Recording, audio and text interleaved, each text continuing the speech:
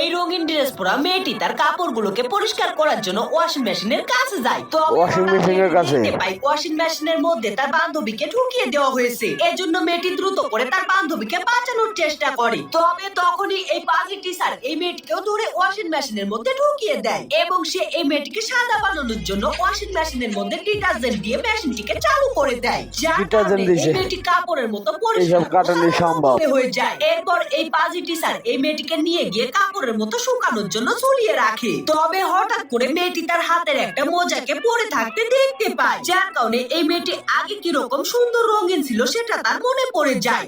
এজন্য এই মেয়েটির অনেক রাগ হয় এবং সে এই পাজি টিচারকে উচিত শিক্ষা দেওয়ার কথা ভাবতে থাকে। আর তখনই এই পাজি টিচার সেখানে চলে আসে এবং সে এই মেয়েটিকে নিয়ে গিয়ে তার পছন্দের কালার দিয়ে মেয়েটির ড্রেস বানিয়ে দেয়। কারণ তার সব স্টুডেন্ট গুলো তার পছন্দের কালারের ড্রেস পরুক। তবে এই মেয়েটি লুকিয়ে লুকিয়ে